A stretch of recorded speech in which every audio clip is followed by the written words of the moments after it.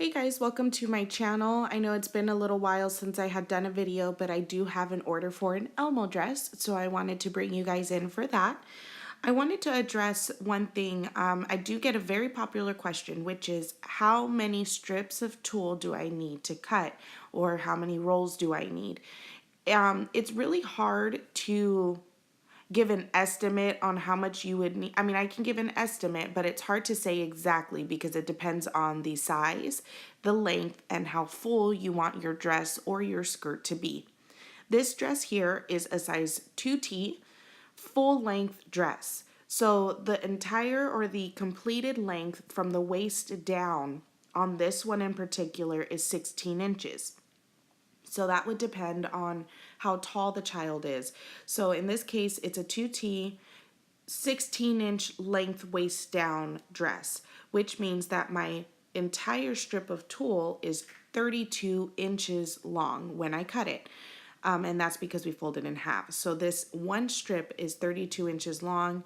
Then when we attach it to the dress, it becomes 16 inches because of folding it in half. I did count the number of squares on this dress in particular. I'm using a 9-inch crochet top for this. The 9-inch can also fit for size 3T to 5T. I will be doing a video soon to go over sizing as far as the tops and the waist in inches for the skirts. So in this dress, I used 84 strips of 32-inch tulle. So I used, I used about 75, 80 yards of tulle. So if you buy a 100-yard roll of tulle, then you'll use just a little less than that, or you can do 3 of the 25-yard rolls. Okay, so I just wanted to do a quick review on how we attach the tulle to the crochet top. You take your strip, you fold it in half hot dog style, and then you fold it in half hamburger style. And I like to twist the center, so where my loop is, I twist it so that it's easier to insert into the holes. All right, I'm going to bring you in closer so I can show you. So if you're looking at your bottom row, you have these solid squares and then you have these little pieces of thread. You don't want to go into where the thread is because there's not very much fabric there. So I'm going to be starting by inserting into the holes on the second row.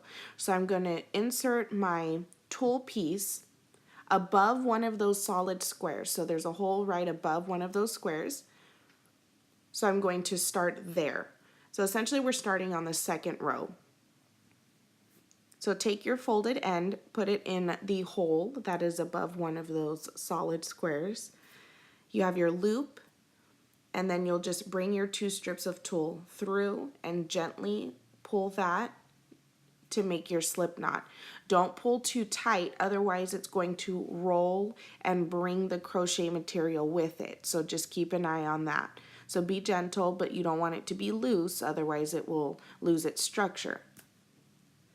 Then I'm going to put in the second row. So I'm going in the hole that's above the hole we just did. And then I'm coming out below through the first hole that we had used. I hope that makes sense.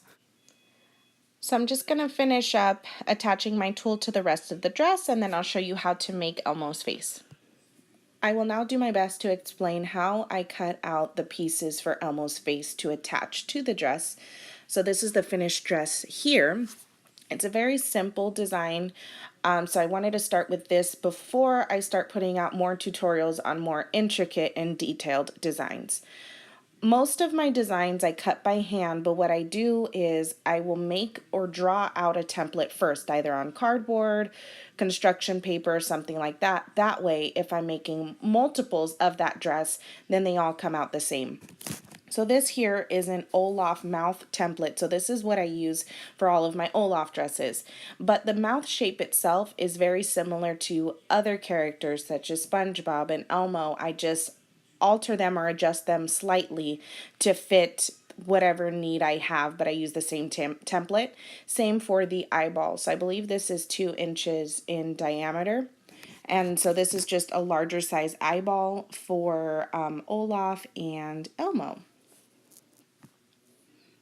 So here I will show you how I cut out the mouth. I'm taking a black piece of craft felt, and it's going to be the same shape, but I'm going to bring it out on the sides. I'm also going to make it slightly larger than I do for Olaf. What I'm doing here is cutting out a piece of felt so that I have a smaller piece to work with. And feel free, if you want to, you can trace this with like a silver Sharpie marker or something that you'd be able to see.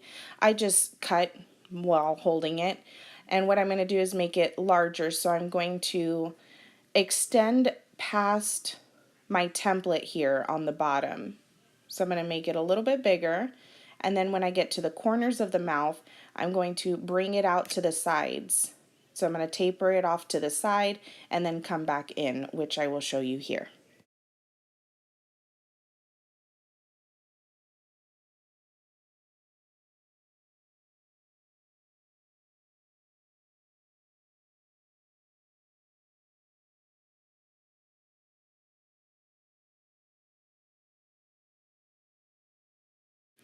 Now that I have my mouth shape cut out, I'm going to just make little cuts to adjust it to fit the exact shape that I want. If you're new to cutting felt or new to making these character designs, make sure to take your time and cut a little bit of felt at a time. Don't cut off huge chunks of it because it will completely change the entire look. So do a little bit at a time until you have the shape that you desire. So here I'm just accentuating the side parts of the mouth to come in a little bit further, and then just shaping off a little bit around the entire mouth so that it's even. Now it's time to cut the eyeballs. So I have my circle shape here and some white felt, and I'm just going to cut out 2 circles for the eyeballs. So I'll show you one here. I just hold it down and cut around it. Make sure that you do long cuts, not short choppy ones, because if you do short cuts, then you will get excuse me, uneven edges. So you want to do long cuts and use fabric scissors. That's my other tip. Do not try to cut felt with regular scissors. You will hate it. You'll hate your life. Trust me. Just use the fabric scissors. Splurge for those. They're a lifesaver. Same with the tool.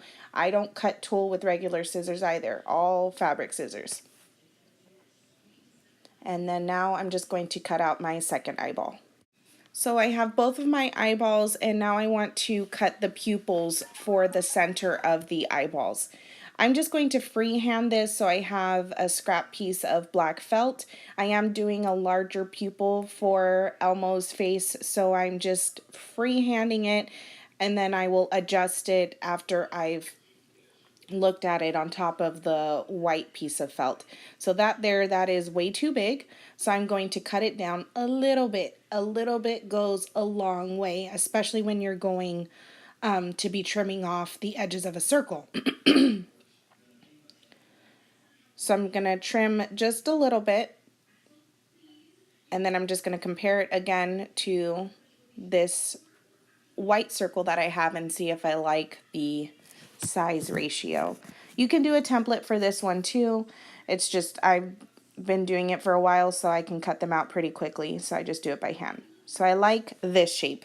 Now I will use this to cut out my second one. So I'm going to use this one as my template to cut the second one. I know it's hard to see, but I'm cutting it just like I did with the construction paper template. That way I have 2. When I start cutting out my pieces, I then place them on my table just to see if I like how it's coming together before I make it permanent by gluing it down. So I'm going to overlap the eyeballs just slightly, and then I'm going to place my pupils on there. So those are perfect. Love the size, love the shape. And then I'm going to compare that to the mouth that I had already cut out. Kind of looks like Cookie Monster right now, but we're going to add his nose, and then it will all come together. So before I put anything on the dress, I do lay it all out on my table. And before I glue any of those pieces together, I lay it all out on the table. For his nose, I'm using a golden yellow color. So it's not bright yellow, it's not orange, it's kind of a golden yellow color. You can find this felt color at Walmart and Michael's and Hobby Lobby, I believe, but I think I got this one at Walmart, if I can remember correctly. So for Elmo's nose, he kind of has a cross between an oval and a circle, and it's on the larger side. So I'm cutting out, freehanding his nose, and then I'll just put it or connect it to the eyeballs to see if I like the shape and if I need to adjust it at all. So it's kind of like an elongated circle. So I'm going to make it just a little bit smaller. So I'm going to trim off the sides. Remember, a little bit goes a long way. And I'm going to trim off the sides all the way around just to make it a little bit smaller. Here is the completed face, so we can now add it to the dress. So I have glued down the eyeballs together, the pupils, and the nose, so all of those pieces are attached. I also took a piece of red felt and I cut out a shape, the same shape as the eyeballs and the nose put together. So this is what we're going to put underneath the crochet top so that the eyeballs and the nose have something to attach to. So I just cut it out of a red piece of felt in case it does come off the sides. You won't be able to tell, and it matches the crochet top. So what I will do now is take this red piece and place it underneath the crochet. And again, the reason for this is so that the eyeballs and the nose have something solid to attach to when we glue it down. There won't be any holes or gaps.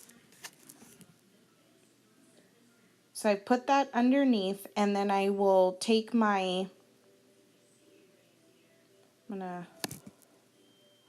take my eyeballs here and see if I like the position. So before I glue anything down, I put all the pieces on the dress to see if I need to move it. So this is too high. So the nose and the mouth are too far apart. So I am going to bring it down a little bit. So I'm going to just scoot that down.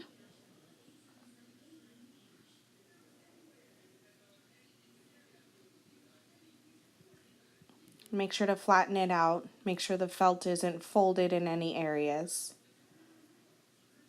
Then again, I will position my eyeballs on there and the mouth to see if I like the distance. So that is perfect. So once you're happy with the placement of everything, now it would be time to glue.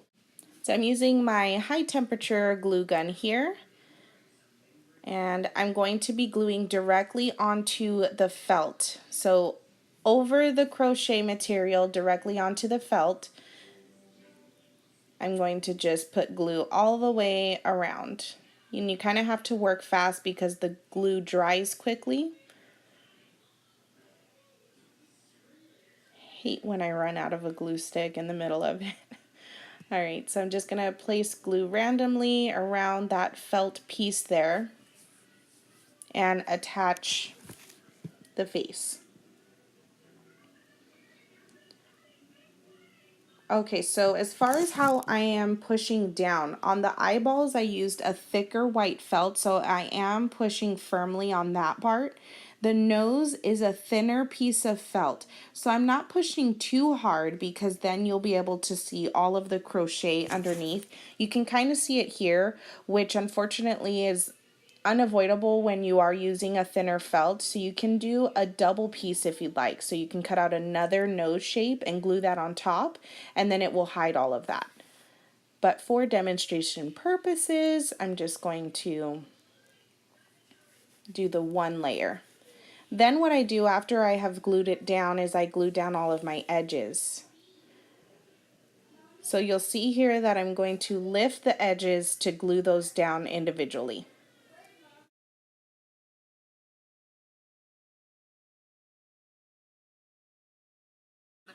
For the mouth, I am going to glue the entire back piece of the felt.